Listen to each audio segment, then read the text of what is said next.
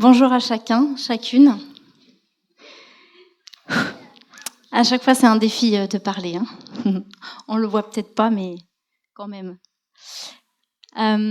Vraiment, mon cœur ce matin, c'est pas de faire un message de plus. C'est vraiment pas de faire un message de plus, pas qu'on entende encore quelque chose, mais que ce soit le Saint-Esprit qui parle à nos cœurs. Et vraiment, vraiment que ce soit toi, Saint-Esprit, qui ouvre notre intelligence pour comprendre les Écritures.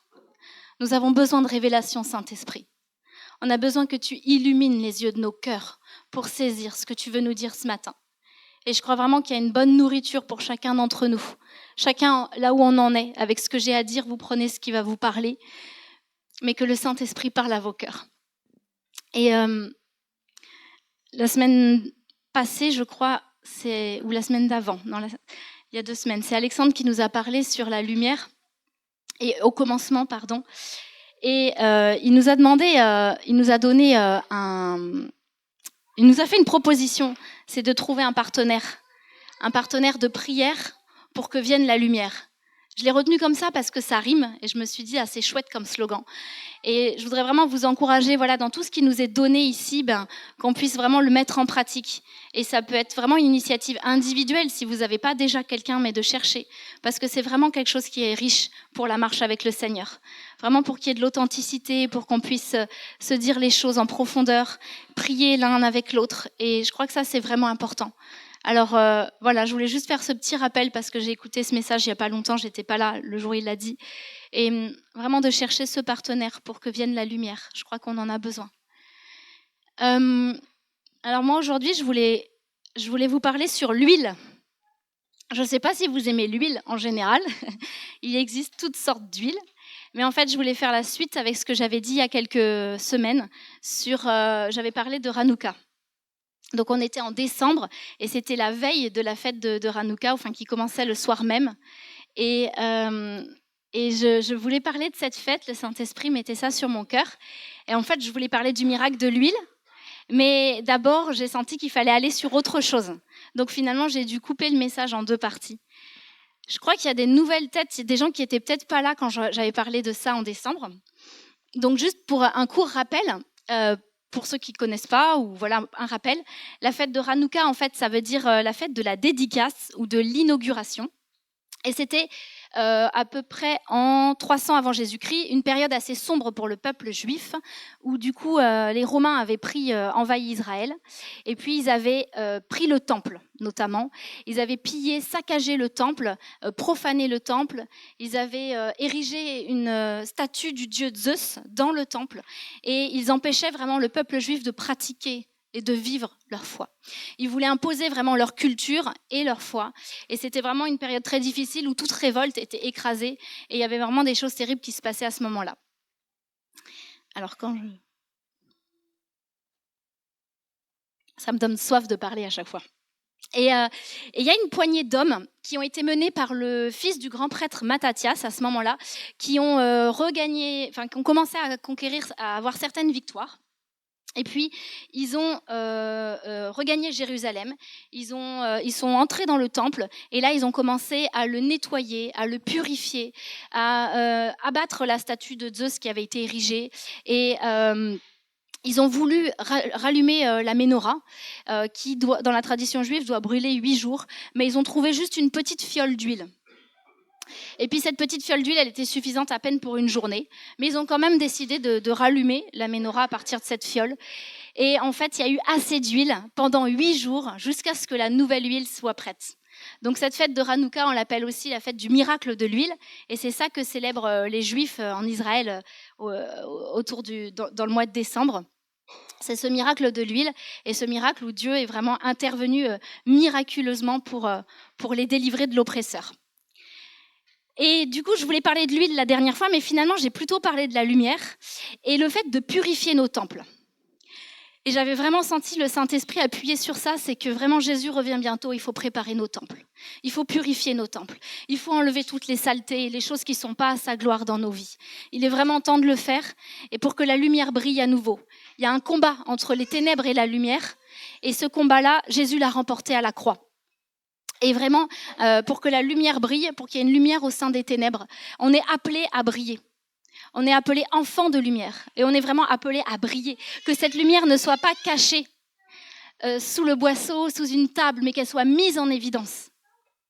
Comme une ville en haut d'une montagne. On est vraiment appelé à briller. Et il est temps qu'on se lève comme enfant de Dieu pour briller. Et finalement, j'avais plutôt parlé de ça. Du coup, là, je voulais faire l'autre partie sur cette histoire d'huile. Alors l'huile, ça tâche. Je ne sais pas pour ceux qui ont déjà eu des taches d'huile, mais c'est difficile à faire partir. Et donc moi, ce que je vous souhaite aujourd'hui, c'est d'avoir une tache d'huile et que ça parte pas, ça laisse une empreinte indélébile. Alors, dans l'histoire de Hanouka, en fait, il y avait de l'huile qui semblait insuffisante. Il y en avait, mais tellement peu. Ça semblait insuffisant et pourtant, ça a suffi. Pourtant, il y a eu assez.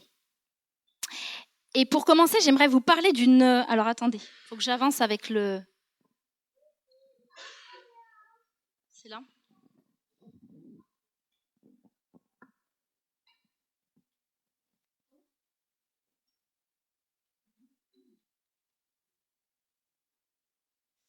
Donc ça, c'est ce que j'avais dit la dernière fois.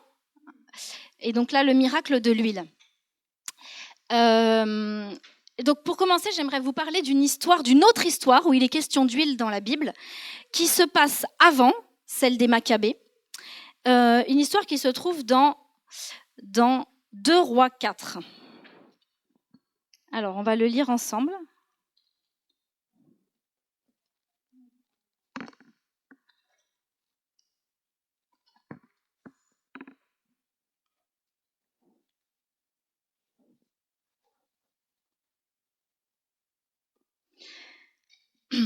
Donc 2 Rois 4, c'est l'histoire de la veuve et Élisée.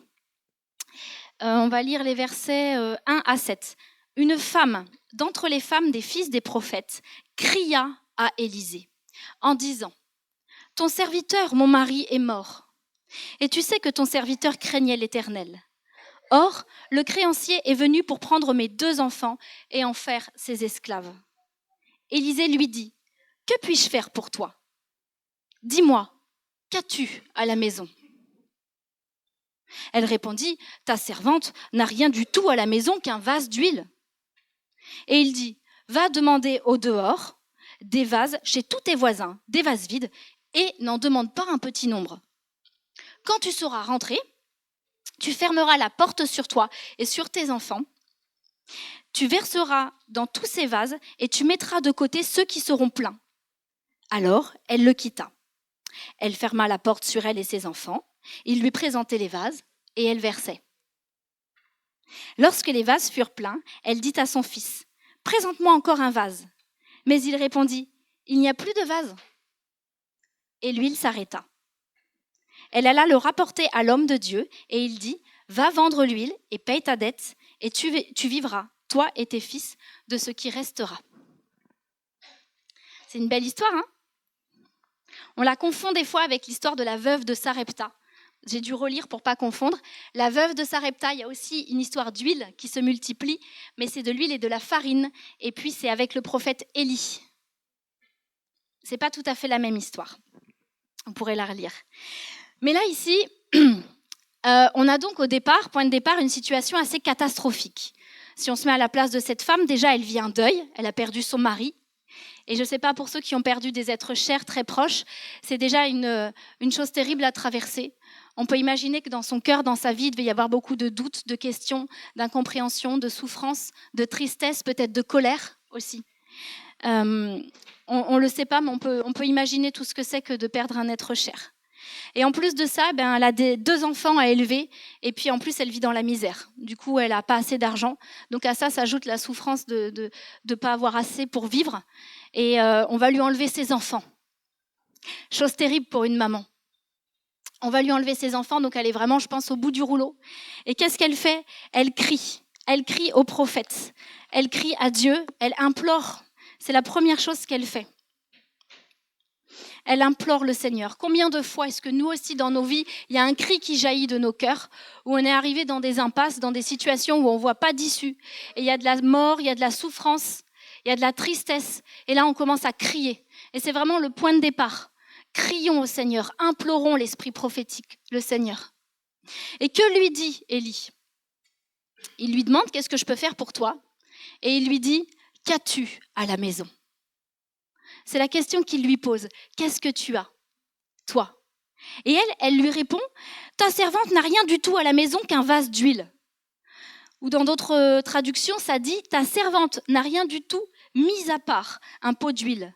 Ou je n'ai rien d'autre chez moi qu'un flacon d'huile. Je trouve que sa formulation laisse entendre que c'est assez négatif, sa vision des choses. J'ai rien du tout. Bon, j'ai quand même un peu d'huile, mais j'ai rien du tout. C'est ce qu'elle dit en premier. Elle voit qu'elle n'a rien. Elle ne considère pas ce petit peu d'huile.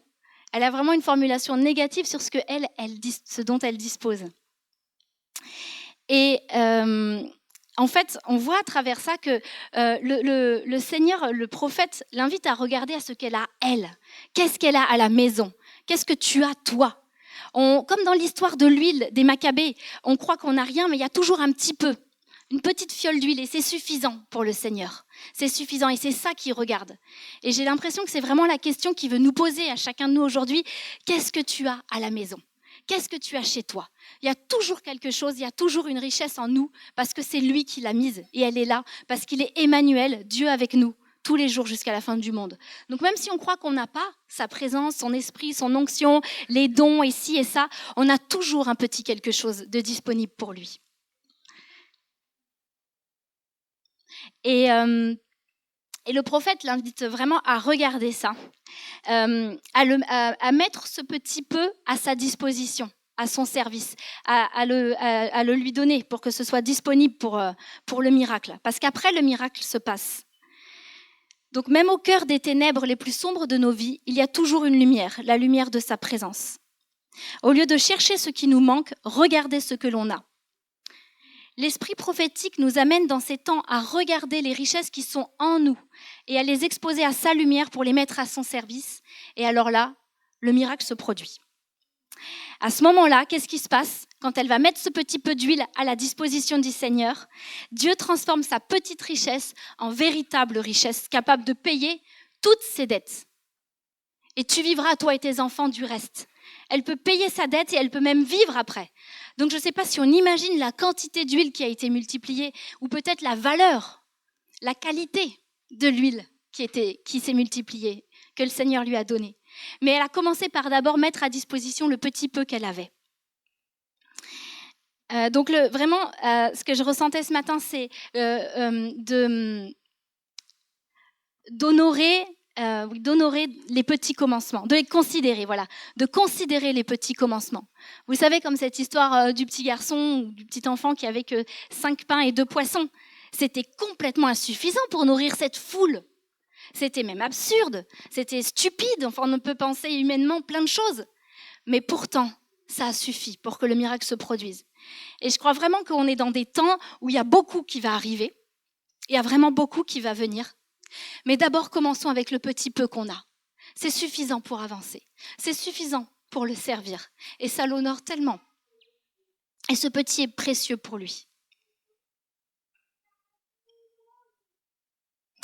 Je pensais à ce verset dans Ésaïe 61, 1 et 2 qui dit « Lève-toi, sois éclairé, car ta lumière arrive, et la gloire de l'Éternel se lève sur toi. » Voici, les ténèbres couvrent la terre et l'obscurité les peuples. Mais sur toi, l'Éternel se lève. Sur toi, sa gloire apparaît. Et lève-toi, on peut trouver aussi s'élever, se trouver. Donc quand nous, on se lève, quand on ne reste pas à notre place, quand on se trouve, on trouve la raison pour laquelle Dieu nous a créés. Il y a sa gloire qui paraît sur nous. Mais ce n'est pas quand on reste à notre place, c'est quand on se lève que sa gloire paraît. Sa gloire paraît. Et alors la lumière arrive et les ténèbres se dissipent. C'est extraordinaire. Ça donne envie de se lever. Voilà, si l'huile représente la présence de Dieu, cette femme s'était peut-être éloignée de Dieu dans sa souffrance et son désespoir, mais il lui restait un peu d'huile. Et moi, je voudrais vraiment vous encourager et dire qu'il y a toujours un reste, il y a toujours un petit peu. Même si on a l'impression d'avoir été volé, d'avoir vécu des saisons difficiles, il y a toujours un petit peu. Et c'est assez pour le Seigneur. Et il y a toujours, même si on croit que des fois on est tellement déçus, on a vécu des choses, on a vécu des trahisons, des choses douloureuses et difficiles, en fait, il y a toujours en nous encore un petit désir de rencontrer Dieu. Ça, je le crois. Toujours. Il y a toujours un désir de le rencontrer. Donc même si notre foi, elle paraît toute petite, il y a quelque chose qui est là. Et c'est ça que le Saint-Esprit veut aujourd'hui. Alors, c'est ça, c'est la suite de l'histoire. Qu'est-ce qui se passe alors? Qu'est-ce qui se passe après? Du coup, j'ai tout lu, mais je voulais lire en 2 parties. Alors, dans 2 Rois 4, la suite, et donc il lui demande « Qu'as-tu à la maison ?» Hein? Et il lui dit donc, elle lui répond qu'elle a peu, mais qu'elle a un peu d'huile. Bon. Et le prophète lui dit donc « Va demander au dehors des vases, chez tous tes voisins, des vases vides, et n'en demande pas un petit nombre. » Et n'en demande pas un petit nombre. Et ça aussi, je me suis arrêtée là-dessus, je me suis dit, là, voilà, la foi est testée. Jusqu'où irons-nous? Jusqu'où est-ce qu'on va croire? Comment est-ce qu'on a soif de lui et faim d'être rempli? Et en fait, c'est à mesure qu'on a faim et qu'on a soif qu'on est rempli. Et quand il n'y a plus de vase, il n'y a plus d'huile. Donc quand il n'y a plus de vase disponible pour être rempli, le Saint-Esprit ne peut plus remplir. Donc il vient un petit peu voir la faim et la soif qui est en nous. Dans quelle mesure on a faim, on a soif d'être rempli. Jusqu'où est-ce qu'on va croire? Moi, je crois qu'on est vraiment dans des temps où il va y avoir une effusion du Saint-Esprit, comme dans Joël 2,28. Le Saint-Esprit qui va être répandu sur toute chair. On est dans des temps où les ténèbres s'obscurcissent, mais il y a la clarté qui va venir. Et il y a vraiment un temps où le Seigneur va répandre son esprit. Et il y a des choses incroyables qui vont se passer. Mais pour ça, d'abord, il faut qu'on soit des vases disponibles pour être remplis de son esprit. Et je crois qu'il est vraiment on est en train d'être préparé pour ça. Et il lui dit ensuite, quand tu seras rentré, tu fermeras la porte sur toi et sur tes enfants. Et ça me fait penser aussi à ce passage qui dit, vous savez, si tu veux prendre du temps avec ton père, ferme la porte et prie ton père qui est dans le lieu secret.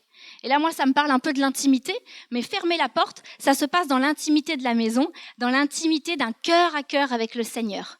Il y a aussi cette clé-là qui nous est donnée, de continuer à passer du temps dans l'intimité avec le roi. Il y a quelque chose, il y a une huile qui coule dans le lieu secret. Et c'est aussi un miracle qui se passe en famille. Et ça, j'aime ça. Un miracle dans lequel les enfants y participent. Puisqu'elle envoie ses enfants chercher des vases chez les voisins, et les enfants sont là, ils assistent au miracle.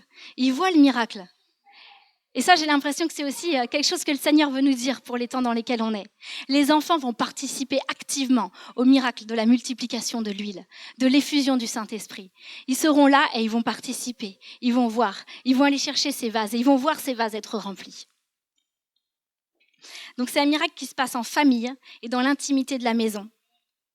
Mais, c'est aussi un miracle collectif, puisque les voisins contribuent sans le savoir au miracle. Le prophète lui dit, va chercher des vaches chez tes voisins. Donc moi j'aime ça parce que je trouve qu'en fait, on a des fois tellement besoin des autres.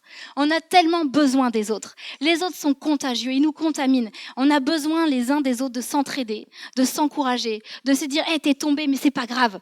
Tu vas recommencer, tu vas te relever et ça va aller. Et ensemble, on est tous ensemble des vases. Et je crois que quand nos vases sont réunis, il y a plus. Il y a plus de l'effusion du Saint-Esprit. Mais c'est pas tout seul. C'est quand on est tous des vases vides disponibles, mais ensemble. Il y a vraiment quelque chose sur le ensemble.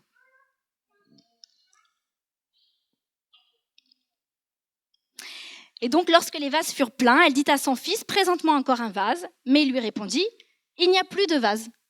Et c'est ce que j'ai dit tout à l'heure, du coup, l'huile s'arrête quand il n'y a plus de vase.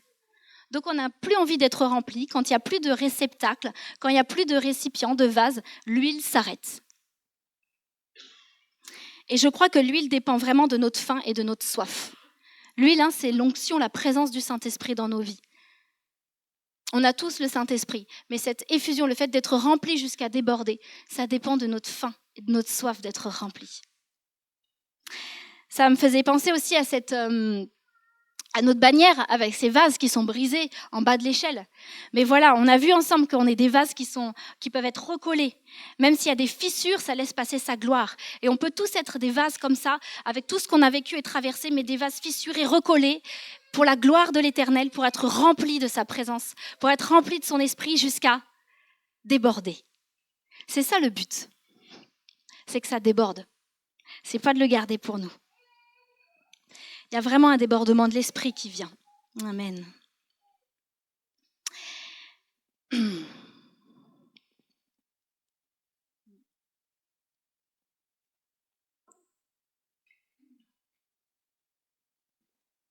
Alors maintenant, j'aimerais qu'on aille dans un autre texte que j'aime beaucoup et qui en plus a été déjà dit dans ce culte à 2 reprises, au moment de la Sainte Seine et puis avec Eric avant la louange. C'est le psaume 133.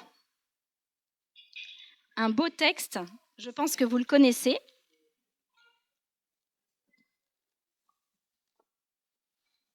On va le relire encore un coup. Vous pouvez soit le lire dans vos Bibles, soit écouter. C'est psaume 133. Voici, oh, qu'il est agréable et qu'il est doux pour des frères de demeurer unis ensemble, de demeurer ensemble. C'est comme l'huile précieuse qui, répandue sur la tête, descend sur la barbe d'Aaron, qui descend sur le bord de ses vêtements. C'est comme la rosée de l'Hermon qui descend sur les montagnes de Sion, car c'est là que l'Éternel envoie la bénédiction, la vie pour l'éternité. Amen. J'aime trop ce psaume. Je l'aime trop. Et là, il y a quelque chose qui rejoint ce que je viens de dire sur le miracle collectif. Alléluia. Ça commence par dire qu'il est doux, qu'il est agréable pour des frères de demeurer ensemble. Et j'ai regardé un petit peu ce demeurer, et on peut trouver aussi habiter ensemble, ou être établi ensemble, ou être unis ensemble. C'est doux pour des frères de demeurer ensemble. On a à méditer là-dessus. Qu'est-ce que ça veut dire de demeurer, d'être établi, d'habiter ensemble? C'est doux, c'est très doux. Ce ensemble, ça m'a fait penser à Actes 2, où les disciples sont rassemblés tous ensemble dans le même lieu, dans l'attente de quoi? Du Saint-Esprit. Ils ne sont pas tout seuls, ils sont tous ensemble dans le même lieu, et c'est là qu'il y a l'effusion du Saint-Esprit. C'est vraiment, ils sont rassemblés dans le même lieu, ils sont unis de cœur et d'esprit, ils attendent la même chose, et là il y a une onction du Saint-Esprit, il y a le feu qui descend, et c'est là qu'ils sont envoyés dans les nations pour répandre la bonne nouvelle. Il y a vraiment quelque chose de puissant qui se passe à ce moment-là, mais les disciples sont unis ensemble, ils ne sont pas tous seuls dans leur chambre, en train de prier, ils sont unis ensemble. Dans Actes 2, 47, un peu plus loin, après l'effusion du Saint-Esprit, c'est dit, c'est super ces passages, tout début de l'Église, c'est dit, ils étaient assidus ensemble au temple. Et moi, je me suis posé la question, est-ce qu'on est assidus ensemble au temple? Est-ce que les uns les autres, on est assidus? On se donne envie d'y aller, on y va, on est content d'y aller, on fait partie d'un corps. C'est essentiel pour les temps dans lesquels nous sommes. On ne peut pas survivre tout seul, vraiment je le crois. Et ils étaient assidus ensemble au temple. Je crois qu'il est plus temps de bouder nos assemblées, même si elles sont complètement imparfaites, ça c'est sûr. La suite nous dit, c'est comme l'huile précieuse qui, répandue sur la tête, et donc huile précieuse, on peut trouver aussi huile parfumée. Et c'est un mot en hébreu qui se dit tob, peut-être je prononce mal, qui veut dire bon, agréable, excellent, riche, de grande valeur ou meilleur. Donc, cette huile précieuse, c'est une huile bonne, c'est une huile agréable, c'est une huile excellente, c'est une huile riche, c'est une huile de grande valeur ou c'est une huile meilleure. Ou je ne sais pas pourquoi moi je dis la meilleure. Bon, peut-être c'est made in Marion, je ne sais pas. Mais l'huile meilleure, l'huile précieuse, l'huile meilleure. L'huile la meilleure. Moi je trouve que quand on est rassemblés ensemble, il y a une huile qui est là. Je ne sais pas si vous le sentez aussi.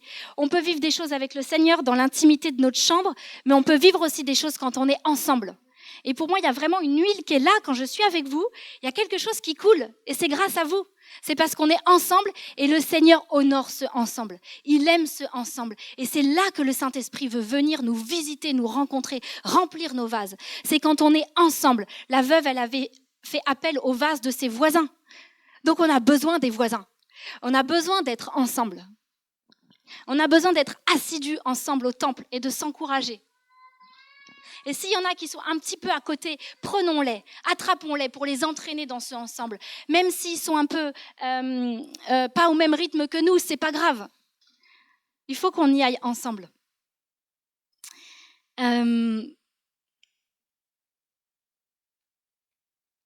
Ensuite, cette huile, eh bien, donc c'est là que l'huile la meilleure, l'huile précieuse, l'huile riche, tout ce que vous voulez, cette huile agréable, elle descend.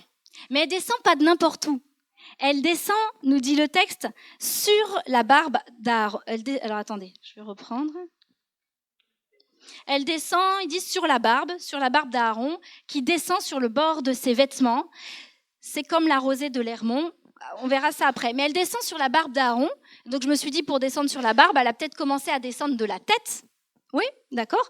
Et moi, je voyais vraiment comme Jésus, qui est la tête de l'Église, et que ça descend ensuite sur tout le corps. Ça descend de notre souverain sacrificateur, Jésus lui-même.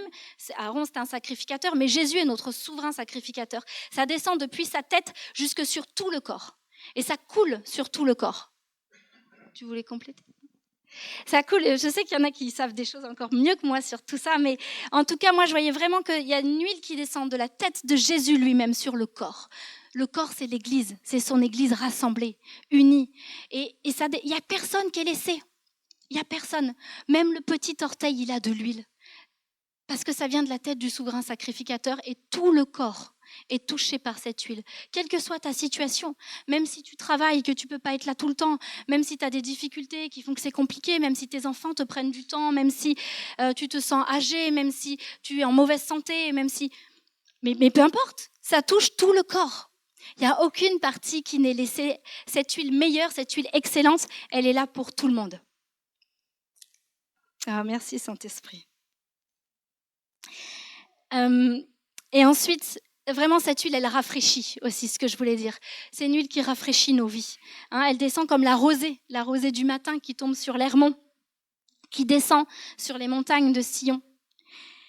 Et qu'est-ce qui se passe ? C'est là, et pas ailleurs, que l'Éternel envoie la bénédiction, la vie pour l'éternité. Si on veut la vie et pas la mort, c'est là qu'il faut être. C'est là que l'Éternel envoie la bénédiction. Il y a un enjeu, malédiction, bénédiction, vie ou mort. Et l'enjeu, parce que c'est là, si on se tient là, il y a la vie, il y a la bénédiction pas juste pour maintenant, pour aujourd'hui, à midi c'est terminé.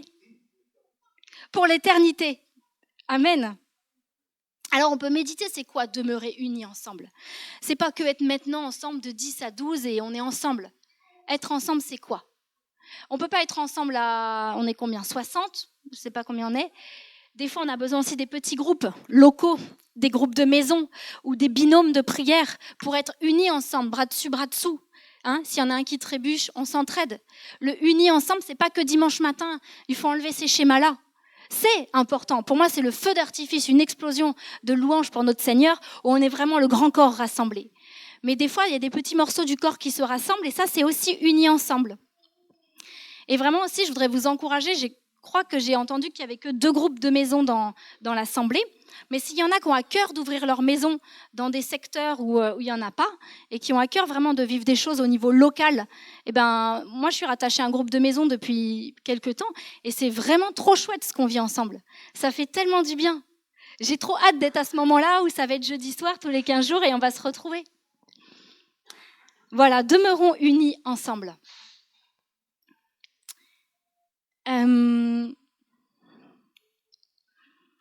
Oui, ça je pense que je l'ai déjà dit, mais donc les autres sont contagieux. Parfois on peut avoir un peu le feu qui s'éteint en nous, et ça nous arrive à tous. Et quand on côtoie d'autres, quand on côtoie des gens brûlants, c'est là justement, je trouve, que le feu se ranime. Comme quand on veut allumer un feu, on met plusieurs bûches ensemble et ça s'embrasse bien, non ?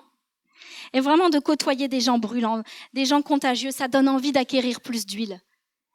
Il y a l'huile de l'intimité, comme j'ai dit, l'intimité individuelle, quand on ferme la porte de notre chambre ou la réserve d'huile des vierges sages.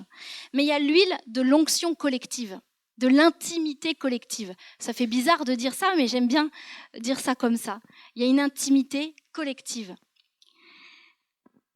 Donc voilà, entourons-nous des bonnes personnes, côtoyons les gens brûlants. Travaille à l'unité dans le corps en prenant soin des relations. Rejoindre un corps, quel qu'il soit. Dans les derniers temps, l'obscurité est trop sombre pour rester seule. Dans le livre des Actes, le don du Saint-Esprit n'est pas qu'une onction individuelle, c'est une onction corporative.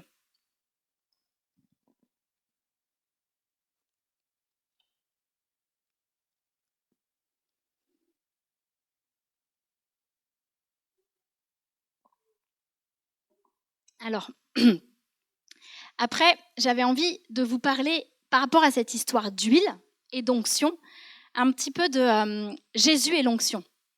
Jésus et l'huile. Qu'est-ce qui m'est venu qu'est-ce que je recevais par rapport à ça? J'avais vraiment envie de vous parler de Jésus, parce que c'est pour lui qu'on est là aujourd'hui. Mais qu'est-ce que lui, il a fait avec cette histoire d'huile, en fait?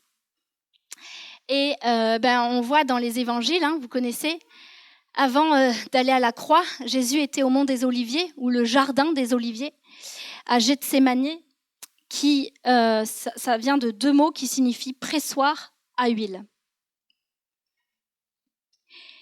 Et Jésus, là, a été pressé. Il a été pressé, oppressé. Il a traversé quelque chose que je pense qu'on ne peut pas imaginer. Et la victoire à la croix, je pense qu'il l'a acquise là d'abord. Et à Gethsémani, il y a une huile qui est sortie de sa vie pour nous, pour nos vies. Il y a vraiment une huile qui a coulé. Et on ne peut pas faire l'impasse là-dessus. À Gethsémani, il a même transpiré, il y a eu de la sueur et des grumeaux de sang, tellement le combat était intense, parce qu'il savait ce par quoi il devait passer. Et pas seulement une souffrance physique, qui était un supplice, je ne peux même pas imaginer, mais aussi une souffrance d'être séparé du Père. Il savait qu'il deviendrait péché lui-même, et que pendant un temps, il prendrait toute la colère du Père sur lui à cause de nous. Et Jésus a été séparé du Père, lui qui n'avait jamais été séparé du Père. Ils avaient créé le monde ensemble, ils étaient bien tous les trois. Il a accepté la mission, et je crois qu'il était aussi pleinement humain, il aurait pu renoncer. Mais il a dit, non pas ta volonté, non pas ma volonté, mais la tienne.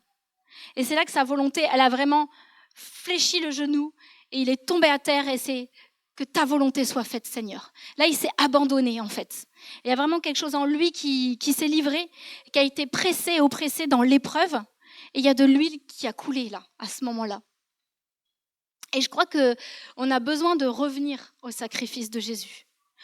En tant que chrétien, vieux chrétien, je ne sais pas tous vos parcours, mais certains ont connu Dieu depuis très longtemps.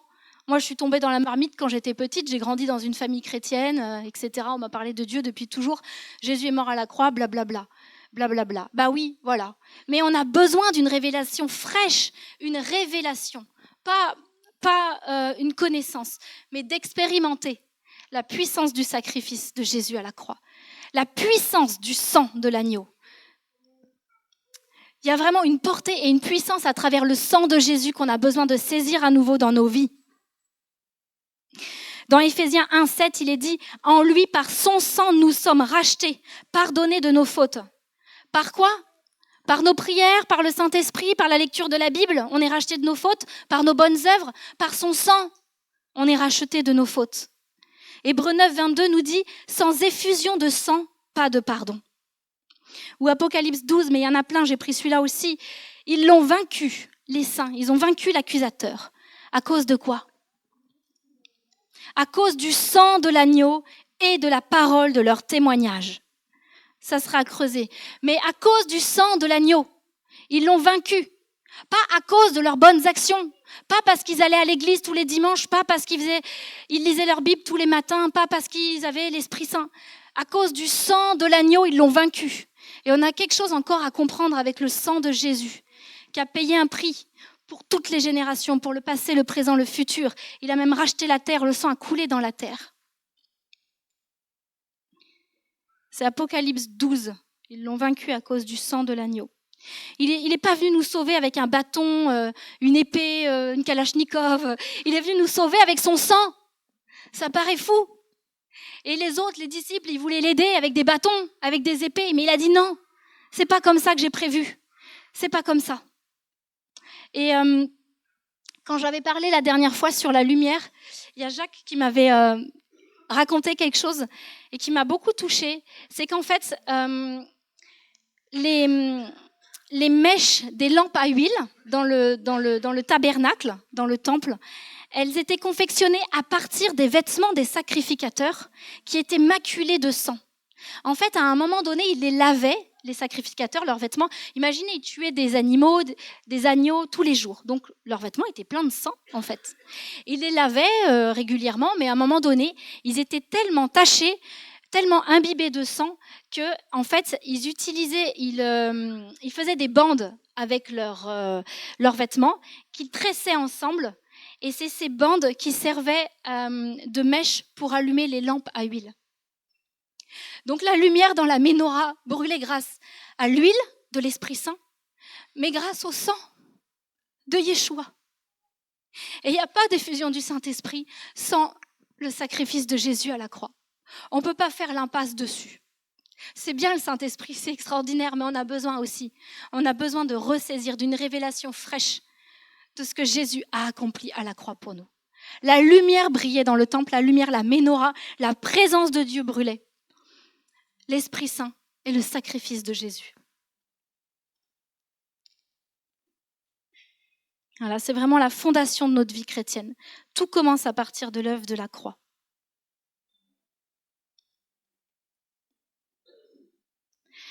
Et cette huile qui a coulé, elle est là. Elle est là pour nous. Elle est là pour nous aujourd'hui, elle est disponible. En fonction de ce que nous aurons faim et soif, des vases qui seront disponibles à le recevoir. Cette huile, elle est là disponible pour faire beaucoup de choses. Dans Ésaïe 61, c'est un passage de l'Ancien Testament que Jésus a cité lui-même lorsqu'il a déroulé un rouleau de la Torah. Il a lu ce passage-là. Et il a dit « L'Esprit du Seigneur, l'Éternel est sur moi, car l'Éternel m'a oint. » Il avait des bonnes taches d'huile qui ne partaient pas. L'Éternel m'a oint. Pourquoi ? Pour porter de bonnes nouvelles aux malheureux. Il m'a envoyé pour guérir ceux qui ont le cœur brisé, pour proclamer aux captifs la liberté et aux prisonniers la délivrance, pour publier une année de grâce et un jour de vengeance de notre Dieu, pour consoler tous les affligés. Et le passage continue, il est extraordinaire ce passage, je sais que vous le connaissez aussi. Tout ce que ça fait, tout ce que ça produit en nous, il vient consoler, guérir, libérer les captifs. Il n'y a rien qui résiste à cette onction. Et c'est pour ça que Jésus a payé le prix. C'est pour que cette huile coule pour nos maladies, pour nos tristesses, nos désespoirs, nos prisons, tous les endroits où on est encore captif ou enfermé. Pour tous ceux qui sont autour de nous, nos êtres chers. Cette huile, elle est disponible et vous en avez. Vous aussi, vous êtes oints pour tout ça. Et cette huile aussi, elle brise les verrous de fer, les portes d'airain. Le psaume 107,16 nous dit « Car l'Éternel a brisé les portes d'airain, il a rompu les verrous de fer. » Il a brisé les portes d'airain, il a rompu les verrous de fer. Et c'est cette huile, elle peut venir aussi dérouiller les endroits qui sont rouillés dans nos vies, là où il y a des serrures qui résistent encore. Les portes d'airain, j'ai regardé, l'airain c'est un alliage de cuivre spécifique et en fait c'est quelque chose de très dur, de très résistant, implacable, impitoyable. Mais Jésus avec son onction, il fait sauter tout ça, les portes d'airain. Elles sautent. Les verrous de fer, ça saute.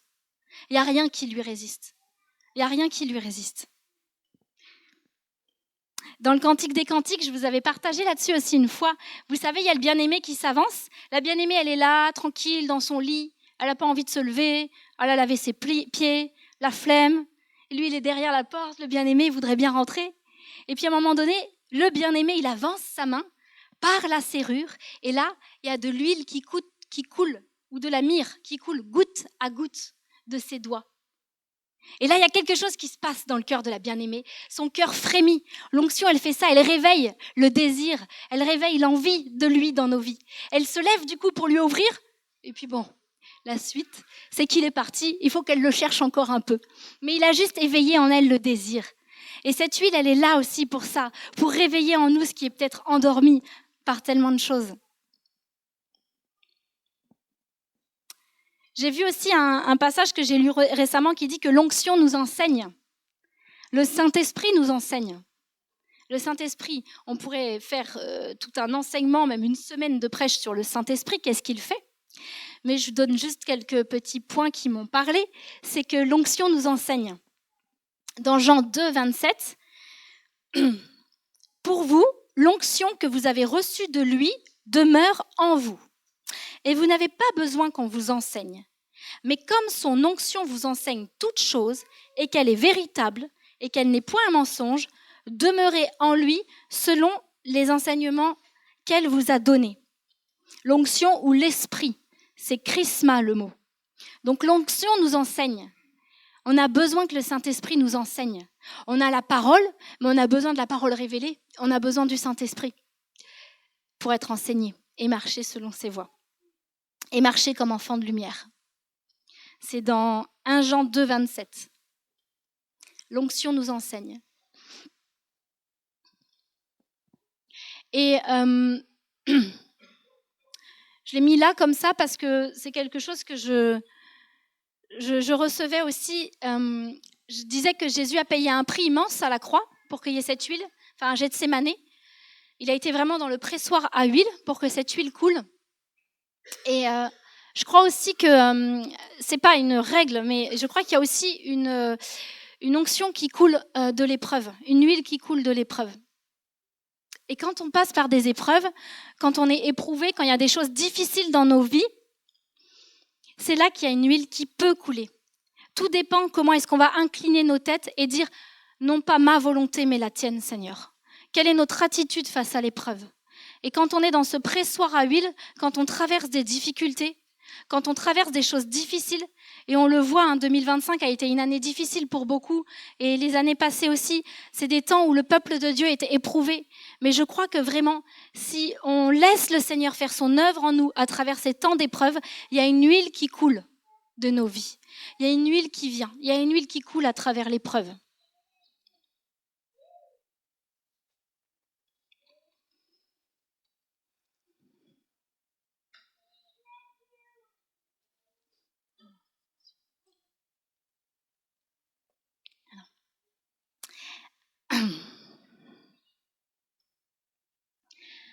Donc voilà, moi je voulais vraiment terminer avec cette question-là pour chacun d'entre nous.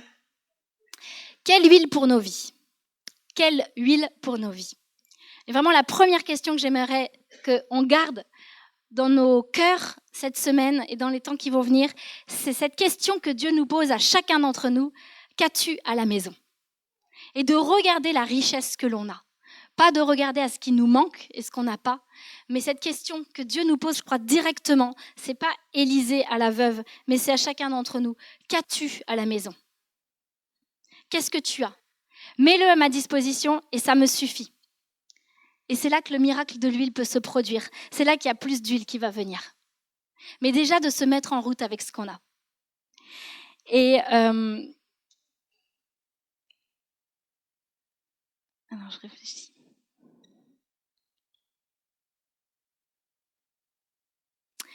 Et puis gardez aussi en tête, je voudrais bien qu'on reste vraiment avec cette idée-là, qu'il y a vraiment une huile précieuse qui coule quand on demeure unis ensemble.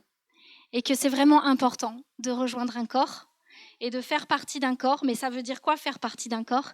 Et de demeurer unis ensemble. Moi, j'ai vraiment envie qu'on mette ensemble tous nos vases pour recevoir cette effusion du Saint-Esprit qui va venir. On n'est jamais à sec de tout. Il y a toujours un peu, il y a toujours la présence du Seigneur. Et vraiment, je crois que cette huile, elle va augmenter. Elle peut être multipliée, comme dans le miracle de Hanouka. Parce qu'en vrai, c'est bien insuffisant ce qu'on a. En vrai, c'est tellement peu. C'est pas assez. Et il nous faut cette effusion du Saint-Esprit. Mais il faut que nos cœurs crient et implorent, comme la veuve l'a fait auprès du prophète. Elle a crié, elle a imploré, elle est venue demander de l'aide. Elle avait tellement besoin. Il faut qu'il y ait ce cri qui jaillisse de nos vies. On a besoin d'aide. On a besoin de toi, Saint-Esprit. Plus de toi. Plus de toi. Mais je crois que le Seigneur regarde et scrute vraiment ce cri de nos cœurs. Cette faim et cette soif qui est dans nos cœurs. Et je crois que Hanouka, c'est vraiment une porte aussi. On dit que les fêtes de l'Éternel sont des portes. Et je ressentais vraiment que pour passer de 2025 à 2026, Hanouka, c'est une porte. Une porte pour plus d'huile. Est-ce qu'on veut plus d'huile ? Est-ce qu'on veut cette huile, dit Saint-Esprit? C'est vraiment un temps pour s'abandonner, se mettre à genoux et que nos volontés fléchissent, remettre toutes nos zones d'ombre, nos doutes, nos peurs pour recevoir cette huile que Jésus a gagnée à Gethsémani. Et oui, je voudrais bien prier. Et pendant que je prie, vous pouvez imaginer que vous vous présentez devant le Seigneur avec ce vase que vous êtes. Et c'est comme une convocation, un appel à venir tous là devant l'Éternel, présenter nos vases, quels qu'ils soient fissurés ou non, peu importe l'état de nos vies, qu'on ait l'impression d'avoir un peu, beaucoup d'huile, pas du tout, mais qu'on vienne vraiment présenter nos vases devant le Seigneur.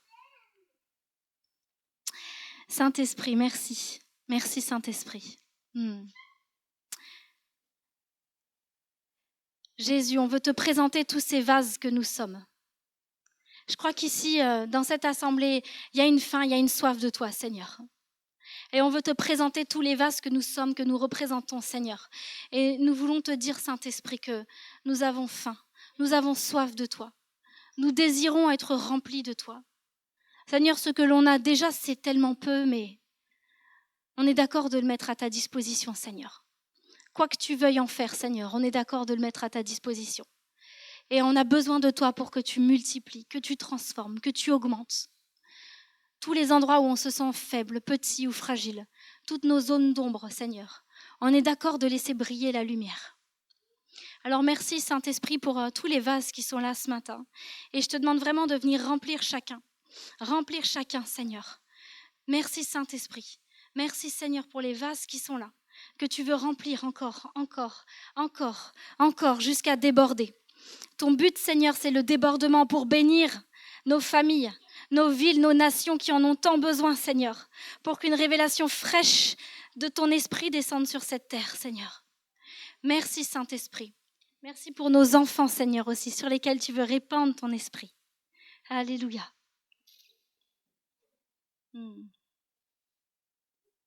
Si vous avez à cœur de prier, allez-y.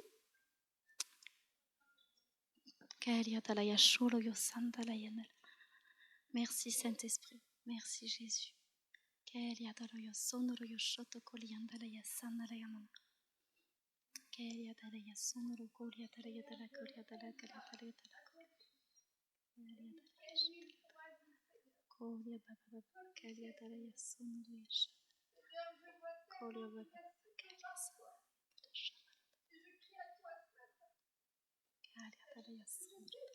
Saint-Esprit, nous avons besoin de toi.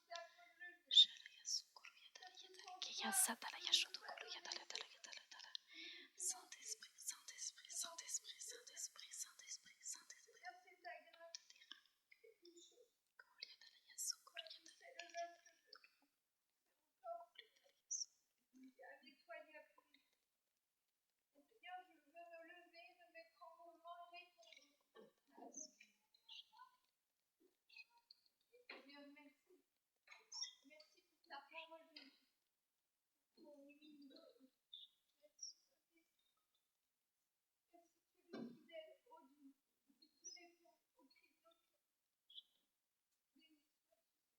Alléluia, Jésus.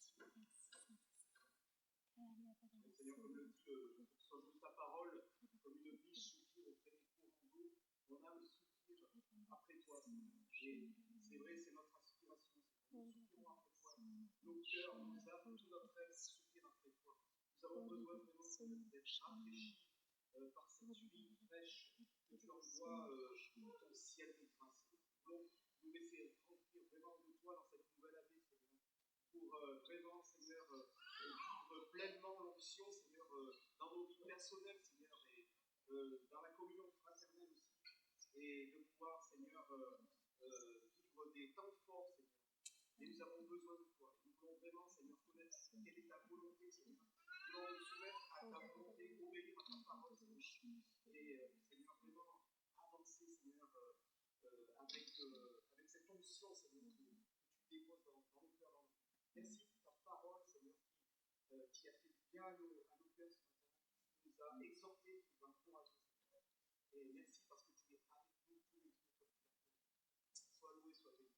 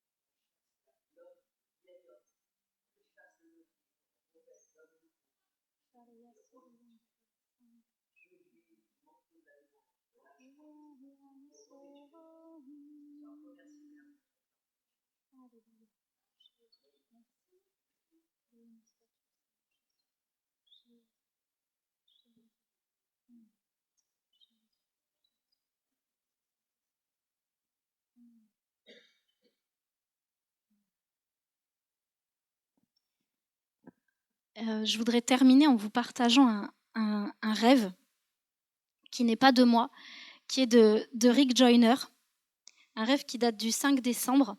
Certains connaissent peut-être cet homme, il a écrit des livres.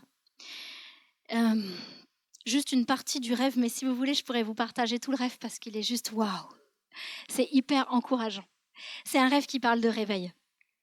Et juste une phrase que je voudrais vous lire avant de lire une partie du rêve. Mesurer la faim spirituelle d'une foule plutôt que sa taille pour juger de son importance. Et en fait, dans le rêve, Rick Joyner, il était appelé à aller prêcher dans une petite salle d'une petite école du dimanche auprès de quelques enfants seulement. Et j'ai plus tout le détail, mais il y va à vélo, etc. Il pose son vélo le long de l'église, là où il doit prêcher. Et puis il va dans cette salle pensant qu'il va parler, partager quelque chose pour juste 5-6 enfants. Et en fait, la salle est bondée, la salle est pleine, la salle est remplie. Et il y a une telle attente et une telle faim et une telle soif dans cette salle qu'il a à peine rien à dire que la présence de Dieu se manifeste. Et en fait, petit à petit, en fait, on lui demande de parler dans d'autres salles qui sont de plus en plus grandes, où il y a de plus en plus de monde. Et bon, je passe tous les détails du rêve, mais je vous lis juste la fin. Du rêve, la deuxième caractéristique la plus marquante était la faim spirituelle sans précédent qui animait les gens. Je me suis rendue dans de nombreux endroits où la soif du Seigneur était grande et il a toujours agi avec puissance pour satisfaire cette soif. Mais je ne pense pas avoir jamais été témoin d'une soif aussi intense chez les gens que de ce rêve, ni d'une puissance aussi grande avec laquelle le Seigneur a agi pour les satisfaire. Donc la soif est intense et la puissance du Seigneur est intense aussi pour répondre à cette soif. Je pense que l'invitation à me rendre en Hongrie, donc ça c'est un détail du rêve, le lieu n'est pas tellement important, mais il est invité à aller en Hongrie. Je pense que l'invitation à me rendre en Hongrie était également un signe que la faim spirituelle serait l'un des plus grands signes de ce réveil. Et une petite précision qui dit Hongrie, en anglais ça dit hungry peut-être, et ce qui est très proche du terme faim, hungry.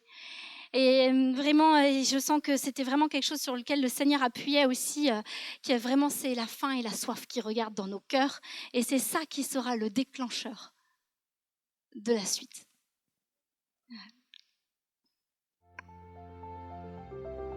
Soyez bénis et bon dimanche.